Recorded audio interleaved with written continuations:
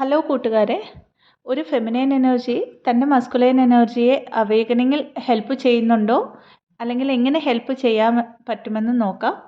Help ചെയ്യുന്നുണ്ടോ എന്ന് ചോദിച്ചാൽ തീർച്ചയായിട്ടും ഹെൽപ്പ് ചെയ്യാറുണ്ട്.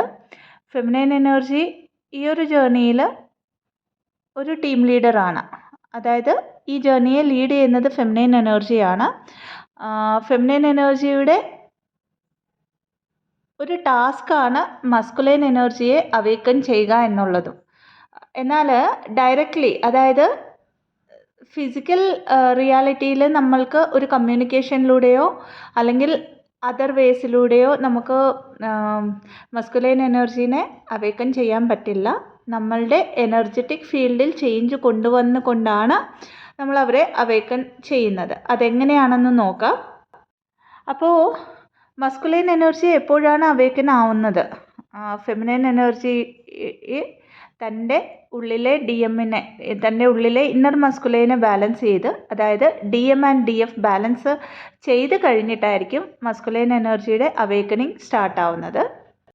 DF ബാലൻസ് ആയി കഴിഞ്ഞിട്ടും ഒരു പക്ഷേ മസ്കുലൈൻ എനർജി ഒരു കമ്മ്യൂണിക്കേഷനിൽ വരുമ്പോൾ, അല്ലെങ്കിൽ അവർക്ക് എന്തെങ്കിലും ബുദ്ധിമുട്ടുണ്ടെന്ന് കേൾക്കുമ്പോൾ നമ്മൾ ഒരു എംപാത്സ് ആണ്. അപ്പോൾ ആ എംപത്തി ഓവർ ഗിവിങ് ആയിട്ട് പിന്നെയും അറ്റാച്ച്മെൻറ്റ് ഓറിയൻറ്റഡ് ആയിട്ട് 3D വേൾഡിൽ ഒരു കമ്മ്യൂണിക്കേഷനിൽ ഇരിക്കാൻ അല്ലെങ്കിൽ അവരെ ഗൈഡ് ചെയ്യാനൊക്കെ ശ്രമിക്കുമ്പോൾ അവിടെ പിന്നെയും അവരുടെ അവേക്കനിങ് നിന്ന് പോകാറുണ്ട്. കാരണം ഫെമിനൈൻ എനർജിയുടെ ഈ ജേർണിയിലെ ഏറ്റവും വലിയ ടാസ്കുകളിലൊന്ന് അവരുടെ റണ്ണർ ചേസർ റൗണ്ടിനെ ബ്രേക്ക് ചെയ്യുക എന്നുള്ളതാണ്. ഈ ഒരു റൗണ്ട് എന്ന് പറഞ്ഞാൽ, അല്ലെങ്കിൽ ഈ ഒരു റണ്ണർ ചേസർ എന്ന് പറയുന്ന ആ ഒരു പാറ്റേണ് കുറേ മാസങ്ങൾ തൊട്ട് വർഷങ്ങളോളം എടുക്കും ഈ ഒരു പാറ്റേണെ ബ്രേക്ക് ചെയ്യാനായിട്ട്. അപ്പോൾ ഇങ്ങനെ ഒരു പക്ഷേ നമ്മൾ ബാലൻസ്ഡ് ആയി കഴിഞ്ഞിട്ട് ഒരു കമ്മ്യൂണിക്കേഷൻ വരികയാണെങ്കിൽ എല്ലായ്പ്പോഴും ഒരു അവെയർനെസ്സിൽ ഇരിക്കാനായിട്ട് ശ്രമിക്കുക. രണ്ടാമത്തെ പോയിന്റ് വന്നിട്ട് DMന് ഫൊർഗീവ്നെസ് കൊടുക്കുക. അവർ ഈ ഒരു ജേർണിയിൽ നമ്മൾക്ക് തരുന്ന ഒരു ട്രിഗേഴ്സൊക്കെയും നമ്മളുടെ ഉള്ളിൽ കിടക്കുന്ന അപ്സെറ്റ്സ് ആണെന്ന് മനസ്സിലാക്കുക. അതിനെ ഹീൽ ചെയ്യാനായിട്ട് അവർ നമ്മളെ ഹെൽപ്പ് ചെയ്യുകയാണെന്ന് മനസ്സിലാക്കിക്കൊണ്ട് അതിനെ ലെറ്റ് ഗോ ചെയ്യുക. എല്ലായ്പ്പോഴും സെൽഫ് ലവിൽ ഇരിക്കാനായിട്ട് ശ്രമിക്കുക. സെൽഫ് ഫോക്കസ്ഡ് ആയിട്ട് ഇരിക്കുക. കാരണം ഈ ഒരു ജേർണിയുടെ കംപ്ലീഷൻ്റെ ഒരു കോർ റീസൺ എന്ന് പറഞ്ഞാൽ അത് സെൽഫ് ലവും സെൽഫ് ഫോക്കസും തന്നെയാണ്. കാരണം സെൽഫ് ലവ് എന്ന് പറഞ്ഞാൽ ട്വിൻ ഫ്ലെയിം ജേർണിയിൽ ഏറ്റവും അധികം നമ്മളെ പഠിപ്പിക്കുന്നത് നമ്മളോട് ഹോണസ്റ്റ് ആയിട്ടിരിക്കുക, നമ്മളെ അൺകണ്ടീഷണലായിട്ട് ലവ് ചെയ്യാൻ, നമ്മൾ ടേക്ക് കെയർ ചെയ്യാനായിട്ടാണ്.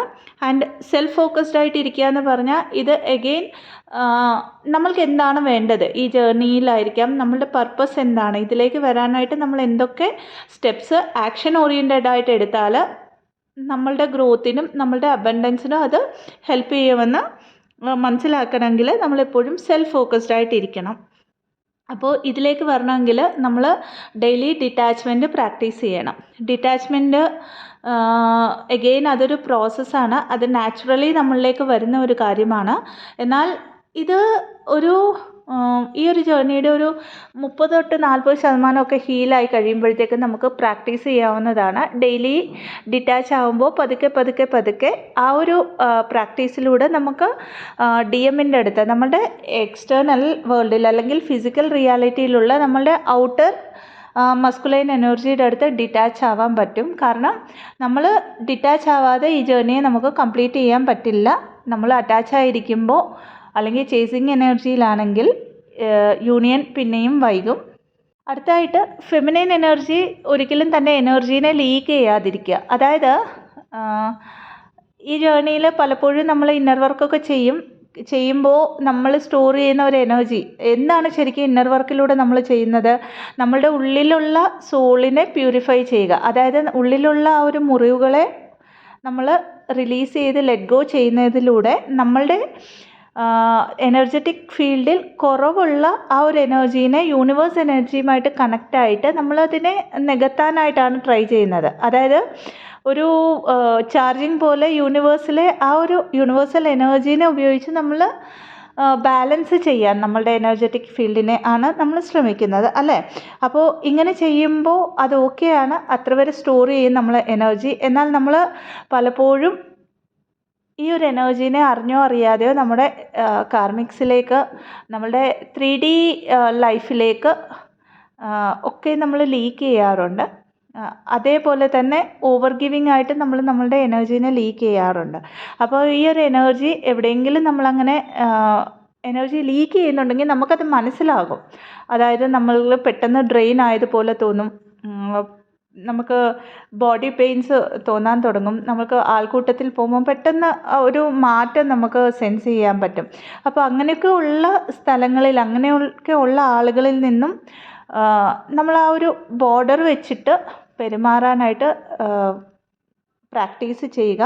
കാരണം ഈ ഒരു ബാലൻസ്ഡ് എനർജീനെ ഏതാണോ നമ്മൾ DMDF ബാലൻസ് ചെയ്ത് കഴിഞ്ഞ് ഒരു ഹൈ വൈബ്രേഷണൽ എനർജിയിൽ നിൽക്കുന്ന ഫെമിനൈൻ എനർജി, ആ ഒരു ഹൈ വൈബ്രേഷൻ എനർജീനെ കോൺസ്റ്റൻ്റ് ആയിട്ട് മെയിൻറ്റെയിൻ ചെയ്യാൻ മാസ്റ്റർ ചെയ്യുക എന്നുള്ളത് ഒരു വലിയ ടാസ്ക്കാണ്. അപ്പോൾ അത് മാസ്റ്റർ ചെയ്ത് കഴിയുമ്പോൾ മാത്രമാണ് നമുക്ക് ഈ ഒരു ജേർണിയുടെ അടുത്ത ലെവൽ, അതായത് കംപ്ലീഷൻ ഓഫ് ദ ജേർണി എന്ന് പറയാം, യൂണിയനിലേക്ക് വരാൻ പറ്റും. ആൻഡ് കമ്പൈൻഡ് ആയിട്ടുള്ള ഒരു സോൾ പർപ്പസ് ആണ് നമ്മളുടെ പർപ്പസ്. യൂണിയൻ അല്ല, കമ്പൈൻഡ് ആയിട്ടുള്ള ഒരു സോൾ പർപ്പസിലേക്ക് വരണം. ഇവിടേക്ക് വരണമെങ്കിൽ ഈ എനർജിയാണ് നമ്മൾക്ക് ഒരു ബേസായിട്ട് ഹെൽപ്പ് ചെയ്യുന്നത്. അപ്പോൾ ഒരിക്കലും എനർജീനെ ലീക്ക് ചെയ്യാതിരിക്കുക. അടുത്തതായിട്ട് പ്രോപ്പർ ഹീലിംഗ് ചെയ്യുക. എടുത്തു പറയാനുള്ള കാരണം, നമ്മൾ നന്നായിട്ട് ആയി കഴിയുമ്പോഴത്തേക്ക് ഇന്നർ വർക്കൊക്കെ ചെയ്യാൻ നമുക്ക് സ്വതവേ മടി തോന്നി തുടങ്ങും. അതായത് ഞാൻ ബാലൻസ്ഡ് ആണ്, ഇനി എന്തിനാണ്, അല്ലെങ്കിൽ കുഴപ്പമില്ല, നടക്കുന്നു പോട്ടെ എന്നൊക്കെ വിചാരിക്കും. പക്ഷെ ഒരിക്കലും ഈ ഒരു ജേർണി അങ്ങനെയല്ല. നമ്മളെന്നും ഇന്നർ വർക്ക് ചെയ്തേ പറ്റത്തുള്ളൂ. ഇന്നർ വർക്ക് ചെയ്യുക എന്ന് പറഞ്ഞാൽ നമ്മൾ നമ്മളുടെ എനർജറ്റിക് ഫീൽഡിനെയാണ് ക്ലെൻസ് ചെയ്യുന്നത്. അതിലൂടെ നമ്മളുടെ മസ്കുലൈൻ എനർജീനെ എനർജറ്റിക് ഫീൽഡ് ക്ലെൻസ് ചെയ്ത് ഹെൽപ്പ് ചെയ്യുകയാണ് ചെയ്യുന്നത്. അതായത് നമ്മുടെ മസ്കുലൈൻ എനർജിയുടെ ലൈഫിലെ ചാലഞ്ചസ് എന്താണ്, അവരുടെ കർമ്മ എന്താണ്, അവരെന്ത് ചെയ്യുന്നു, അവരെന്തൊക്കെ ചെയ്താൽ അവരുടെ അവേക്കനിങ് നടക്കും, ഇതൊന്നും ആലോചിക്കേണ്ട ടാസ്ക് നമ്മളുടെ അല്ല. അതൊക്കെ യൂണിവേഴ്സായിട്ട് നമ്മളെ എങ്ങനെയാണോ ഹെൽപ്പ് ചെയ്തത് അതേപോലെ തന്നെ അവരെയും ഈ ഒരു ടാസ്കിലേക്ക് കൊണ്ടുവരും. ആ ഒരു കാര്യങ്ങളിലൂടെ ഗോ ത്രൂ ആയിട്ട് അവരെ അവേക്കൻ ആവാൻ ഹെൽപ്പ് ചെയ്യും. അപ്പോൾ അവർ അവേക്കൻ ആവുമ്പോൾ ഇംബാലൻസ് ആവുന്ന ആ ഒരു എനർജീനെ ബാലൻസ് ചെയ്യുക എന്നുള്ളതും ഒരു ഫെമിനൈൻ എനർജിയുടെ ടാസ്ക്കാണ്. അപ്പോൾ തന്നിരിക്കുന്ന ഇൻഫർമേഷൻ ഹെൽപ്ഫുൾ ആണെങ്കിൽ ചാനലിനെ ലൈക്ക് ചെയ്യാവുന്നതാണ്, ഷെയർ ചെയ്യാവുന്നതാണ്, ആൻഡ് സബ്സ്ക്രൈബ് ചെയ്യാവുന്നതാണ്.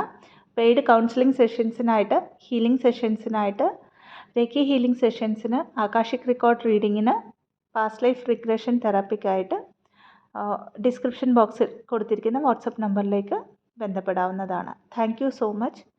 ഓം നമഃ ശിവായ.